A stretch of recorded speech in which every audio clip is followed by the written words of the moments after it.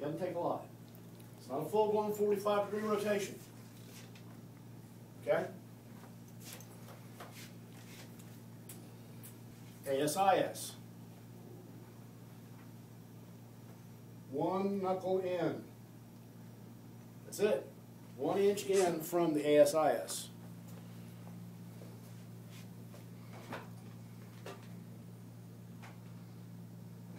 Boink. There you go. ASIS 1 inch in along this plane here. 25, 30-degree rotation. Hold your breath. That's it. You're done. And you're getting the joint farthest from... And you're getting the joint, the elevated joint, or the joint farthest from the image receptor. Either way of saying it's correct. Okay?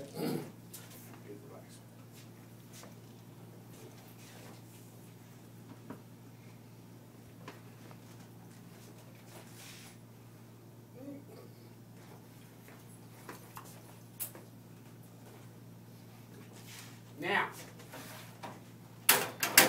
magic change film.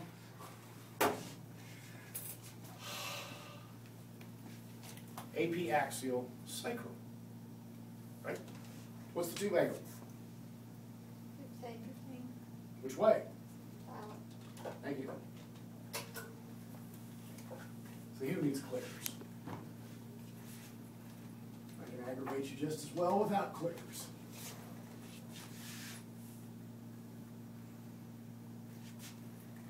Okay.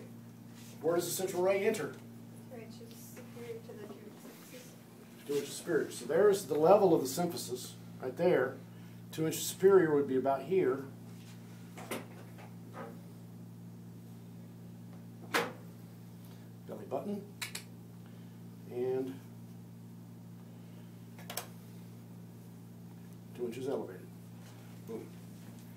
AP, axial, and it does suggest that perhaps you might want to elevate the patient's knees for comfort. But that truly doesn't change the perspective of the sacrum. Okay? Right? And then, so what are we going to do for the AP axial coccyx? 10 degrees. Caudal. Caudal what? 10 degrees. 10 degrees, okay. So 10 degrees, caudal tube angle. Entering where? 2 inches superior to pubic symphysis. 2 inches superior. So it goes in the same place, right? Mm-hmm. Okay. And make sure, guys, that when you did the AP axial sacrum, that you compensated for that continued casting of the beam beyond, right? When you go for the coccyx, it's going to go in the opposite direction. So you've got to make sure that you've got this slid down to catch, right? Somebody actually still had the concept that this was straight down from the part. They didn't have the concept that the beam continues to travel, right? So don't forget that this thing's got another 3.5, 4 inches of travel before it finally gets to the image receptor. You've got to have this thing down here from that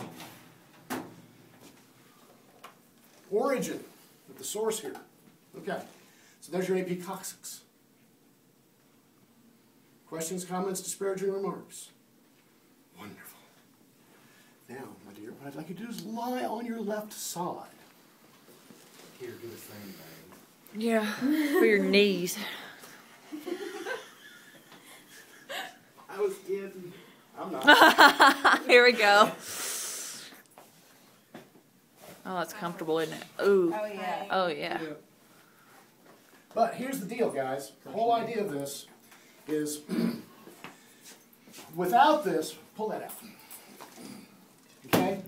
Lordotic She curve. has this tendency to be narrower here at the knees than she is at the waist, and it tends to make her roll this way. The whole idea of bolstering, regardless of what you use to do the bolstering with, is that it tends to rotate the pelvis back to the perpendicular. That's the whole idea of this, is to make them square, plumb to the image receptor. right? Now, let's get the rest of her square and plumb. So we're talking shoulders, back, the whole guacamole here. Okay? So what have I neglected? What have I neglected here in this? Bolstering the waist. Bolstering the waist. So what's my option other than bolstering the waist? 8-degree tube angle. An 8-degree tube angle. Why did you choose 8? She's a girl. Because it's a girl puppy. Okay. Now, so for my lateral sacrum,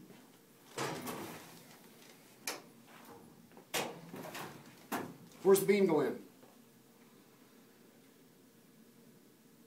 3.5 inches. Below the iliac. No, crest. it's over from the Or AS. 3.5 inches posterior. Yeah. 3.5 inches posterior from the ASIS. So we find the ASIS, which is right here, Yep. and we go 3.5 knuckles back. 1, 2, 3.5 knuckles back. Well, I happen to be on place as it is anyway. Okay?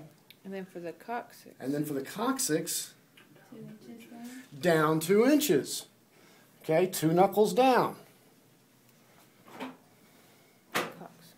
Coccyx. And the lead matting behind her, of course, like And thank you, Is there Tony, any- for the lead matting. like Any of the lateral stuff.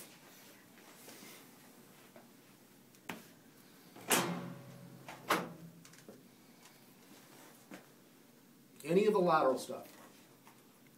Okay? Questions, comments, disparaging remarks on SI joints, AP coccyx, AP sacrum, lateral coccyx, lateral sacrum. I'm sorry, this seems to be the easiest part of Yeah. this.